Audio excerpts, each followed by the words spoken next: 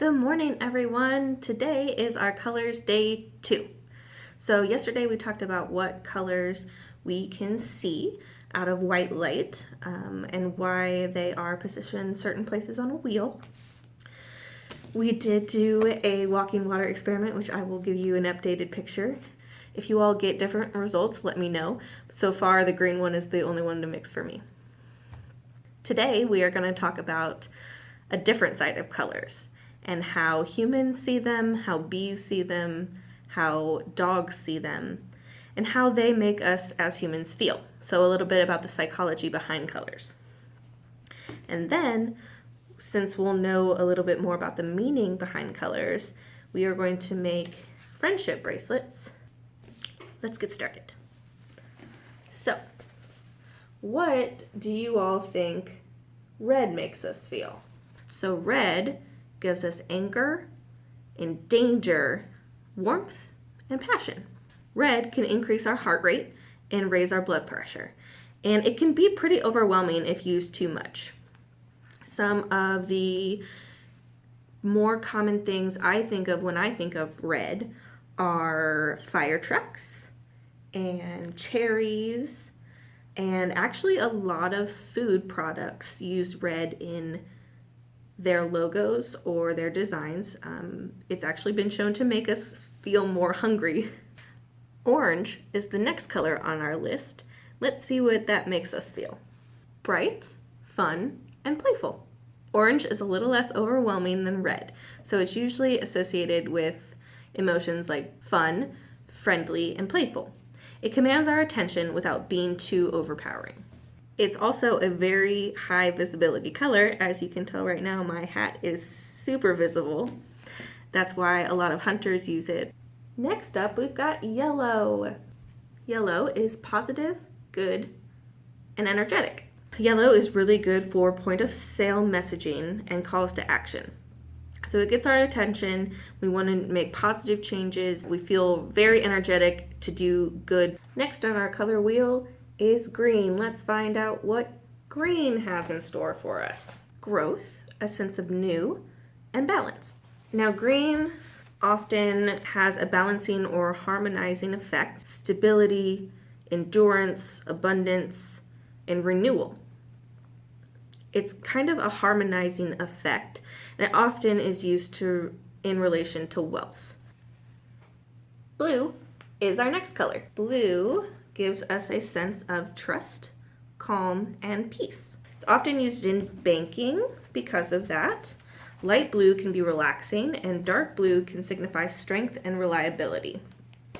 I think it's also one of those constant colors in nature, like our water and the oceans and the sky, that's why it's really calming and peaceful, because it's a color we see very often. Purple. What does our bag of purple hold for us? Purple makes us feel nostalgic. It's also historically been used as a symbol for wealth and luxury, because it used to be a very hard dye to come by in natural settings, or very expensive. A couple other emotions it brings to mind are sentimentality and sophistication. So it kind of stirs up memories in us of looking back on times that are important to us or that we miss. Pink. Let's see what's inside the pink box. Pink is also sentimental, but it has a youth and energy about it that purple doesn't quite have. It's simple, it's pure, and it's clean. White is often considered a neutral because it implies simplicity, purity, and conveys that cleanliness and minimalism. Brown. Honesty, organic. It's also one of those colors that brings us stability because it is such a big part of our world in wood or dirt and our own skin tones. Black. Black makes us feel things like we are bold, powerful, confidence, and classic.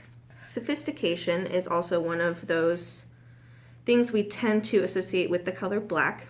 It makes designs feel edgier and more elegant. It's also used in a lot of what we write because it's so easy to read when compared to like white paper, that it's pretty bold and it's really just functional for us. Gray, specifically like a metallic gray.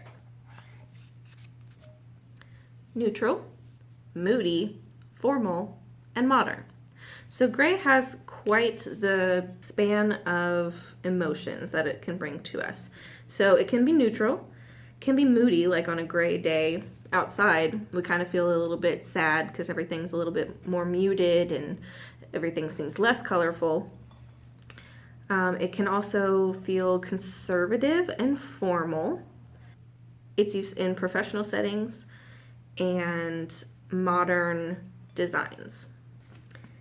Now for our friendship bracelet craft.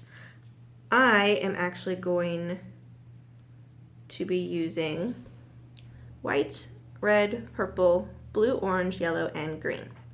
Mostly because I wanted you all to see how this actually works, and that's a little easier if every color is a different color, but you are free to use whatever colors you want. So I am going to take our string, and you can use, I'm using embroidery thread, but you can use any yarn. All right, now for the loom itself, I just cut out a circle on a piece of cardboard.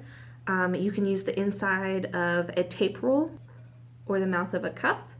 It doesn't really matter how big the loom is, it's just gonna help you keep track of your strings and weave them through into the bracelet. It may be easier to make it a little bigger, especially for tiny hands. But what you're gonna do once you've got your circle cut out is find the center of the circle and make a hole. I made mine pretty big so that the string could fit through the center. And then you make 8 slits around the outside. So we're gonna be using 7 pieces of string. So that will leave 1 gap in our loom, and that gap will help us tie them all together. And I've put these ends relatively close together. You can just tie a simple knot.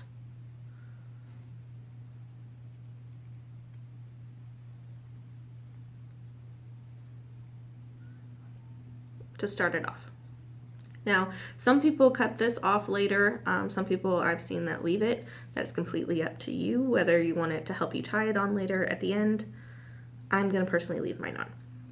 But we are going to take the knotted end and pull it through our center. Now, once our knot is at the bottom of our loom, I'm going to take and put 1 string in each of these slits. But you'll remember I have 8 slits and 7 strings, so I'll have 1 empty spot. All right, then the top of my loom is gonna look something like this, where I've got all 7 of my strings tucked inside a loop and 1 extra one. Now as I work, I'm gonna keep this open one facing me. So like that. I'm going to count 3 to the left, and that happens to be my purple one. I'm going to take that purple one then and bring it over to the empty slot. And then I'm going to move my empty slot to me again. Now if I count 1, 2, 3, that's going to be my orange. So I'm going to do the same thing and move the orange out of its first spot and move it to the empty one. And then you just simply repeat that until you've got a finished bracelet. It'll grow, so I'll be doing this here a little bit and kind of fast forward TV magic for you guys so you can see my bracelet grow. And then we'll meet up again to see how we finish them off. Once you have your bracelet at your desired length, pull off the strings from the loom, and we're just going to knot it at the end. So I have knotted it at the end of my weaving, and then I'm going to leave a little space and knot it again here. So what you can do So what you can do to finish your bracelet is insert the beginning end into that space between the knots that we just made and tie it that way, or you can just tie it around the wrist. Either way. Let's look at some of the how we see colors. So your eye contains things in it called rods and cones. Rods allow us to see things in a black or white, light to dark format. Cones allow us to see colors. There are 3 different types of cones. There's red, green, and blue. Now, people can be colorblind. There's usually 3 different types. It doesn't mean that they don't see colors at all. They just see colors differently. The first type is called protenope, and that is usually when the red cone cells are defective. Where the second type is called deuteranope, where the green cone cells are defective. The third is called tritanope, where the blue cone cells are defective. Humans also see colors differently than other animals do.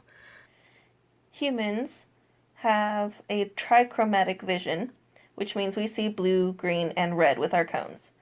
Bees have UV, blue, and green.